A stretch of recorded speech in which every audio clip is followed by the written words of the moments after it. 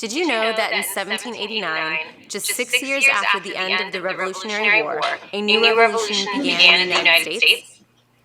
This revolution, the Industrial Revolution, had begun in Britain in the mid-1700s. It started simply. Someone modernized how cloth was manufactured, and it soon spread to other industries as well. In 1789, Americans were still producing cloth the same way the British had been doing before the Industrial Revolution. They worked by hand at home, spinning one thread at a time and weaving cloth on a loom. Businessmen in the United States wanted the water-powered inventions and factories that allowed the British to produce finished cloth faster and more cheaply than any other country in the world. But Britain protected its trade advantage by making it illegal to take plans for their new machines and textile factories out of Britain. They even searched the possessions of people traveling to the United States to make sure they weren't smuggling plans. But it's nearly impossible to stop the spread of ideas. In 1789, the revolution came to the United States in the head of a skilled British mechanic, Samuel Slater. He had memorized the plans of the textile mill he'd worked in before moving to this country. By 1793, Slater had partnered with a Rhode Island mill owner to create the first successful textile mill in the United States. Soon, other American industries, most of which were in the northern states, began using Slater's manufacturing ideas. As the use of water power became common, new factories were built along rivers. People left the farms to work in the factories, and cities grew up around them. Factory workers put in long hours, 12 hours a day, 6 days a week. Women and children as young as 7 worked to earn enough money to support the family. To meet the demand for factory workers, immigration was encouraged. Have you ever noticed that as ideas spread, they're improved on? For instance, the American inventor Eli Whitney suggested using interchangeable parts instead of handmade machine parts that were all slightly different. Using mass-produced interchangeable parts meant things could be built faster and at a lower cost. New machines such as plows and reapers increased production on the farm as well. Water power gave way to steam power, which meant factories could be built anywhere, not just along the rivers. Manufacturing in the northern states boomed as steam-powered locomotives and boats transformed transportation. Railways and waterways helped to move raw materials like cotton to the factories and finished products to the market. All this commerce boosted the nation's free market economy. As industry grew, so did cities. Cities had an air of excitement about them, with their theaters and museums and shops that sold ready-made clothes, shoes, and fashions from Europe. But all was not well. The dirt and gravel streets turned to mud holes when it rained, and their gutters were filled with trash. Diseases such as influenza and cholera reached epidemic proportions as they raged through cities, killing hundreds of people. The novelist Charles Dickens wrote, "It was the best of times, it was the worst of times." He could have been describing the Industrial Revolution instead of the French Revolution. Do you think the advantages of industrialization outweigh the disadvantages? Why or why not?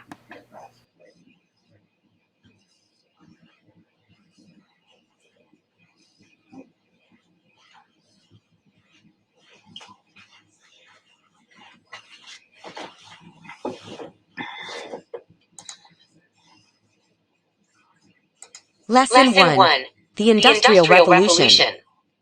In the early 1800s, busy factories and whirring machinery were part of a revolution that was spreading to the United States. Unlike the American Revolution, this one had no battles or fixed dates. The new revolution, the Industrial Revolution, was a long, slow process that completely changed the way goods were produced and where many people worked and lived. Get ready to read. Startup. Examine the illustration of workers in a textile mill. What would it be like to work here, in a large room filled with rapidly spinning machines? Guiding questions. How did work change between 1800 and 1850?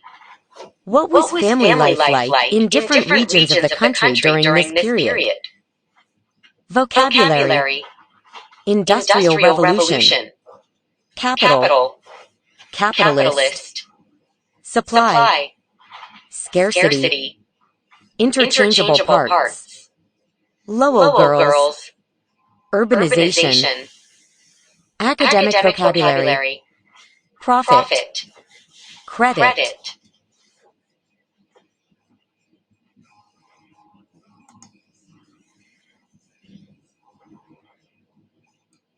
The Industrial Revolution begins. Before the 1800s, most Americans were farmers, and most goods were produced by hand. As a result of the Industrial Revolution, this situation slowly changed. Machines replaced hand tools. New sources of power, such as steam, replaced human and animal power. While most Americans continued to farm for a living, the economy began a gradual shift toward manufacturing. Technological innovations. The Industrial Revolution started in Britain in the mid-1700s. New machines transformed the textile industry. Since the Middle Ages, workers had used spinning wheels to make thread. A spinning wheel, however, could spin only one thread at a time. In 1764, James Hargreaves developed the spinning jenny, a machine that could spin several threads at once. Other inventions sped up the process of weaving thread into cloth. In the 1780s, Edmund Cartwright built a loom powered by water. It allowed a worker to produce a great deal more cloth in a day than was possible before. These technological innovations would change how goods were made, not only in Britain, but also in America and around the world. New ways to produce goods. New inventions led to a new system of producing goods. Before the Industrial Revolution, most spinning and weaving took place in the home. Industrial production involved large machines, however, and these had to be housed in large mills near rivers. Water flowing downstream or over a waterfall turned a wheel that captured the power to run the machines. To set up and operate a spinning mill required large amounts of capital, or invested money. Capitalists supplied this money. A capitalist is a person who invests in a business to make a profit. Capitalists built factories and hired workers to run the machines. The new factory system brought workers and machinery together in one place to produce goods. Factory workers earned daily or weekly wages. They had to work a set number of hours each day. In Britain, investors saw an opportunity. Because a single worker could produce much more with a machine than by hand. The cost of goods made by machine was much lower, and more of those goods could be sold. If an investor built a factory that could produce cloth more cheaply, the investor could make a profit. Investors' desire to make a profit brought about rapid industrialization. During the Industrial Revolution, the demand for factory-made products grew. In economics, demand is the readiness of people to purchase goods or services. The supply, or amount of goods available to sell, depended in part on the natural resources factories could get. To make products, factories needed raw materials, power, and laborers to run machinery. Some resources, such as cotton and iron, were in short supply. This scarcity, or limited supply, resulted in high prices. In response to high prices, farmers began to grow more cotton to supply spinning mills. Miners and others searched for new sources of iron and other materials used in machinery. The growing demand for products and for the supplies needed to make them led to a great change in standards of living. Reading check. Summarize. How did the Industrial Revolution affect the forces of supply and demand?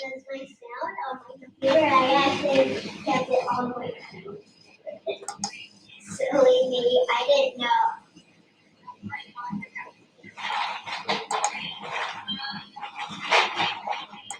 America's first factories. Britain wanted to keep its technological innovations, or new technologies, secret. It did not want rival nations to copy the new machines. Therefore, the British Parliament passed a law forbidding anyone to take plans of the new machinery out of the country. Slater emigrates to the United States. Samuel Slater soon proved that this law could not be enforced. Slater was a skilled mechanic in a British textile mill. He knew that his knowledge and skills would be in demand in the United States. In 1789, Slater boarded a ship bound for New York City. British officials searched the baggage of passengers sailing to the United States to make sure they were not carrying plans for machinery with them. Slater, however, did not need to carry any plans. Having worked in the British mills from an early age, Slater knew not only how to build the mills and machinery, but also how to operate them. The first American mill. Slater soon visited Moses Brown, a Quaker capitalist who had a mill in Pawtucket, Rhode Island. The mill was not doing well because its machinery constantly broke down. Slater set to work on improving the machinery.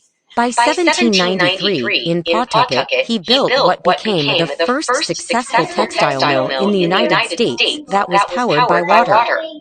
Slater's factory was a huge success. Before long, other American manufacturers began using his ideas. Interchangeable parts. American manufacturers also benefited from the pioneering work of American inventor Eli Whitney. Earlier, skilled workers made goods by hand. For example, gunsmiths spent days making the barrel, stock, and trigger for a single musket. Because the parts were handmade, each musket differed a bit from every other musket. If a part broke, a gunsmith had to make a new part to fit that particular gun. Whitney wanted to speed up the making of guns by having machines manufacture each part. All machine-made parts would be alike. For example, one trigger would be identical to another. Identical parts would fit together with all other parts, and gunsmiths would not have to build each gun from scratch. Interchangeable parts would save time and money. Because the government bought many guns, Whitney went to Washington, D.C. to try to sell his idea. At first, officials laughed at his plan. Carefully, Whitney sorted parts for 10 muskets into separate piles. He then asked an official to choose one part from each pile. In minutes, the first musket was assembled. Whitney repeated the process until 10 muskets were complete. In 1798, Whitney began producing muskets in the first factory to rely on interchangeable parts. The idea of interchangeable parts spread rapidly. Inventors designed machines to produce interchangeable parts for clocks, locks, and many other goods. With such machines, small workshops grew into factories. Factories spread. The War of 1812 provided a boost to American industries. The British blockade cut Americans off from their supply of foreign goods. As a result, they had to produce more goods themselves. American merchants and bankers sought new ways to meet the increased demand. To profit from the efficiency provided by manufacturing, they built more factories. As American investors took advantage of new technologies and built more factories, the American economy grew. Where were factories built? The natural resources available to the people of a region shaped their economic activities. The first factories were built in the Northeast. Pennsylvania had abundant forests and iron ore. Lumbermen felled great swaths of forest for the timber used to make charcoal. Pennsylvania factories used the charcoal for power. These factories turned iron ore, which was mined and smelted locally, into machines, tools, and guns. In New England, textile factories were built alongside the hilly region's numerous fast-moving streams. Falling water provided power for the mills. Humans also modified the landscape by building dams and canals to help power the mills. These modifications spurred economic growth. Wool and cotton produced in the South provided the raw materials for thread, yarn, and fabric. In Lynn, Massachusetts, businesses developed a step-by-step shoemaking process in the early 19th century. The large factories attracted new workers to the town, and the economy grew rapidly. New England became the first region in the United States to develop manufacturing on a wide scale. The market economy and the Industrial Revolution. In the United States, the Industrial Revolution took place in a period marked by the growth of a market economy. British restrictions on trade had been lifted. Hamilton's reforms had strengthened the banking system, and banks were able to lend more money. New access to credit, or borrowed money, allowed people to start mills and factories in cities and in rural places, where swift streams provided power. A market revolution was taking place. Mills and factories sprouted throughout the Northeast. New technologies, such as interchangeable parts and the steamboat, allowed for more efficient production and the transportation of goods. New roads and canals linked towns, expanding opportunities for commerce. Businesses operated for the most part without much government control, nor did the government own factories or intervene heavily in the market. The government, however, protected contracts and property. People could buy, sell, or use property as they saw fit. Most Americans wanted the freedom to try new things. They believed in competition, which encouraged new inventions. In 1792, a group of 24 investors had started the New York Stock Exchange. This stock market raised private capital to pay for new ventures.